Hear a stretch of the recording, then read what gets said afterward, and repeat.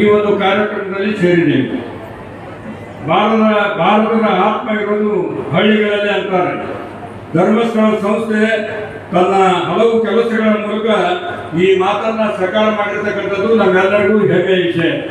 ಯಾಕಂದ್ರೆ ಇವತ್ತು ಭಾರತ ದೇಶದಲ್ಲಿ ಇರ್ತಕ್ಕಂಥ ಅನೇಕ ಬಡ ಜನರು 12ನೇ ಶತಮಾನದಲ್ಲಿ ಬಸವಣ್ಣವರು ಕೂಡ ಹೇಳಿದ್ರು, ಅದೆಲ್ಲ ಶರಣರು ಸೇರಿ ಸಮಾಜದಲ್ಲಿ ಇರ್ತಕ್ಕಂಥ ಕಟ್ಟ ಕಡೆಯ ಮನುಷ್ಯರ ಕಣ್ಣೀರು ಒರೆಸ್ತಕ್ಕಂಥದ್ದೇ ಮಾನವ ಧರ್ಮ, ಭಗವಂತನ ಕೆಲಸ. ಆ ಭಗವಂತನ ಕೆಲಸವನ್ನ ಮಾಡಿರ್ತಕ್ಕಂಥ ಪುಣ್ಯಾತ್ಮ ಯಾರು? ಭೂಮಿಗೆ ಬಂದ ಭಗವಂತ ಧರ್ಮಸ್ಥಳ ಮಂಜುನಾಥನ ಒಂದು ಧರ್ಮಾಧಿಕಾರಿಯಾಗಿರ್ತಕ್ಕಂಥ ವೀರೇಂದ್ರ ಹೆಗಡೆಯವರು. ಇವತ್ತು ನಾನು 3 ದಿನಗಳಿಂದ ಸತತವಾಗಿ ನೋಡ್ತಾ ಇದ್ದೇನೆ. ನಮ್ಮೆದುರಾಗಿರ್ತಕ್ಕಂಥ ಘಟನೆ, ಮಳೆ ಬರ್ತಾ ಇತ್ತು, ತಮಗೆಲ್ಲ ಗೊತ್ತಿದೆ. ಇದೆಲ್ಲ ನೀರಿನಿಂದ ತುಂಬಿರ್ತಕ್ಕಂಥದ್ದು. ಸಾಮಾನ್ಯ ಶಾನ್ ಪ್ರಕಾಶ್ ಪಾಟೀಲ್ ನೋಡಿದ್ರು, ನಾವು ನೋಡಿದ್ರು, 2 ದಿವಸ ನೋಡಿದ್ರು, ಎಲ್ಲ ಚೆನ್ನಾಗಿತ್ತಂತ ಹೇಳಿ ಏನು ಕಾರ್ಯಕ್ರಮ ಚೆನ್ನಾಗಿ ಆಗ್ತದೆ. ನಿನ್ನೆ ಮಳೆ ನಿಂತಿತ್ತು, ಮತ್ತೆ ಸಾಯಂಕಾಲ ಮಳೆ ಬಂತು. ಮಳೆ ಬಂದಾಗ ನಾವೆಲ್ಲರೂ ಸೇರಿದ್ದೆವು. ನಾನು ಹೇಳಿದೆ, ಎಲ್ಲ ಗಾಬರಿ ಏನು ಮಾಡ್ಬೇಕಂತ ಹೇಳಿ. ಧರ್ಮಸ್ಥಳದ ಮಂಜುನಾಥನ ಕೆಲಸ, ಮಂಜುನಾಥನ ಮಾಡ್ಕೊಳ್ತಾನೆ, ಅವ್ರಿಗೆ ಇಷ್ಟ ಇದ್ರೆ ಇಲ್ಲದ್ರೆ ಗೆಲ್ತದೆ ಅಂತಕ್ಕಂಥ ಮಾತನ್ನ ನಾನು ಇದೇ ಮಾತನ್ನ ನಾವೆಲ್ಲ ಇದೇ ಸಮಕ್ಷ ಇದೇ ವೇದಿಕೆ ಮೇಲೆ ಹೇಳಿದ್ದೇನೆ. ಯಾಕಂದ್ರೆ ನಾನು ನೋಡಿದೆ, ನಮ್ಮ ಧರ್ಮಪತಿಯವ್ರ ಮೇಲೆ ವೇದಿಕೆ ಮೇಲೆ ಇದ್ದಾರೆ. ನಾನು ಶಾಸಕನಾಗ್ಬೇಕು ಹೇಳಿ 14 ವರ್ಷ ಅನ್ನ ಬಿಟ್ಟಿದ್ರು ಅವರು.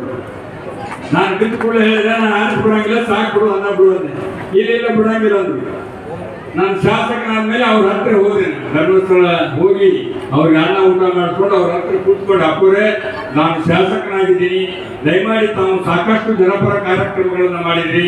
ನಮ್ಮ ಪಾಳ್ಯವಾದಂಥ ಗ್ರಾಮದಲ್ಲಿ ಕೂಡ ತಾವು 1 ಲಕ್ಷ ರೂಪಾಯಿ ಚೆಕ್ಕನ್ನು ಕಳಿಸಿದ್ರಿ. ಇಂಥ ಅನೇಕ ಕೆಲಸಗಳನ್ನು ಕೂಡ ತಾವು ಮಾಡ್ತಾ ಇದ್ರಿ.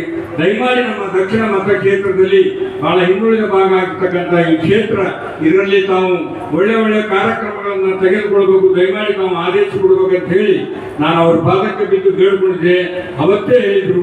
ಅದಾದ ನಂತರ ಮತ್ತೆ ಅವರೆಲ್ಲ ಸಿಬ್ಬಂದಿಯವರನ್ನು ಕೂಡ ಇಲ್ಲಿಗೆ ಕಳಿಸಿ ಅನೇಕ ಸ್ವಸಹಾಯ ಗುಂಪುಗಳನ್ನು ರಚನೆ ಮಾಡಿ ಅವರಿಗೆ ಸಾಕಷ್ಟು ಸೌಲಭ್ಯಗಳನ್ನು ಕೊಟ್ಟು ಇವತ್ತು 10 ಕುಡಿಯುವ ನೀರಿನ ಘಟಕಗಳನ್ನ ನನ್ನ ಕ್ಷೇತ್ರದಲ್ಲಿ ತೆಗೆದುಕೊಂಡಿದ್ದಾರೆ ಮತ್ತು ಕೆರೆಯ ಅಭಿವೃದ್ಧಿಯನ್ನು ಕೂಡ ನನ್ನ ಕ್ಷೇತ್ರದಲ್ಲಿ ತೆಗೆದುಕೊಂಡಿದ್ದಾರೆ. ಇನ್ನೊಂದು ಪುಣ್ಯದ ಕೆಲಸ ಏನಪ್ಪ ಅಂದ್ರೆ, ಇವತ್ತು ನಮ್ಮ ಮತಕ್ಷೇತ್ರದಲ್ಲಿ ಇಷ್ಟೊಂದು ಜನಸಾಗರದ ಕಲಬುರಗಿ ಜಿಲ್ಲೆಯ ಕಾರ್ಯಕ್ರಮ ಧರ್ಮಸ್ಥಳದ ಮಂಜುನಾಥನ ಅವತಾರಿ ಪುರುಷರಾಗಿರ್ತಕ್ಕಂಥ ವೀರೇಂದ್ರ ಹೆಗಡೆಯವರ ಸಮ್ಮುಖದಲ್ಲಿ ನಡೀತಾ ಇದೆ ಅಂದ್ರೆ ನಾವೆಲ್ಲರೂ ಪುಣ್ಯವಂತರಿದ್ದೇವೆ ಅಂತಕ್ಕಂಥ ಮಾತನ್ನ ಈ ಸಂದರ್ಭದಲ್ಲಿ ನಾನು ಹೇಳಕ್ಕೆ ಇಷ್ಟಪಡ್ತೇನೆ.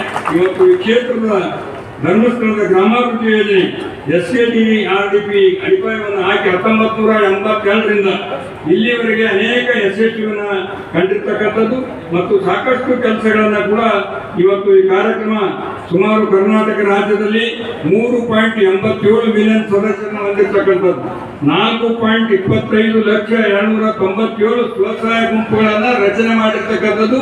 ಇಲ್ಲೆಲ್ಲ ಸೇರಿರ್ತಕ್ಕಂಥ ಮಹಿಳೆಯರೆಲ್ಲರೂ ಸ್ವಸಹಾಯ ಗುಂಪುವನ್ನು ರಚನೆ ಮಾಡಿಕೊಂಡು ಧರ್ಮಸ್ಥಳ ಮಂಜುನಾಥನ ಆಶೀರ್ವಾದದಿಂದ ನಿಮ್ಮ ಬಾಳಿನ, ನಿಮ್ಮ ಕನಸಿನ ನೆಲಗಟ್ಟನ್ನ ಕಾಯ್ದುಕೊಂಡು ನಿಮ್ಮ ಸಂಸಾರವನ್ನ ಉದ್ಧಾರ ಮಾಡ್ತಕ್ಕಂಥ ದಾರಿಯಲ್ಲಿ ಹೋಗ್ತಕ್ಕಂಥ ಮಹಿಳೆಯರು ಇವತ್ತು ಸೇರಿದ್ದೀರಿ. ನಿಮಗೆಲ್ಲರಿಗೂ ಕೂಡ ಭಗವಂತನ ಆಶೀರ್ವಾದ ಆಗಿದೆ.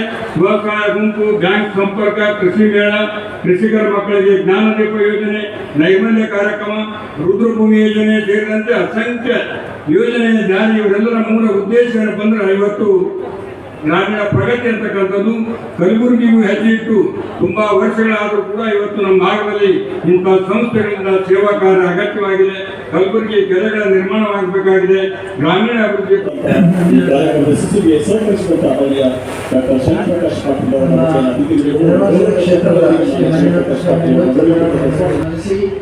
ಇಲ್ಲಿಯ ಶರಣಬಸಪ್ಪ ಸ್ಥಾನ ಸಂಸ್ಥಾನವನ್ನು ಸಾನ್ನಿಧ್ಯವನ್ನು ಪ್ರಾರ್ಥಿಸಿ ಈ ಕಾರ್ಯಕ್ರಮದಲ್ಲಿ ಭಾಗವಹಿಸಿ ಎಲ್ಲ ರೀತಿಯ ಪ್ರೇರಣೆಪಟ್ಟಿರ್ತಕ್ಕಂಥ ಶ್ರೀ ಶರಣ ಪ್ರಕಾಶ್ ಪಾಟೀಲ್ ಅವರೇ, ಅಧ್ಯಕ್ಷತೆ ವಹಿಸಿರ್ತಕ್ಕಂಥ ಹನುಮಪ್ರಭು ಪಾಟೀಲ್ ಅವರೇ ಮತ್ತು ಅನೇಕ ಬಾರಿ ಇಲ್ಲಿ ಸ್ವಾಗತದಿಂದ ಹಿಡಿದು ಇಲ್ಲಿವರೆಗೆ ಎಲ್ಲ ಶಾಸಕರು ಮತ್ತು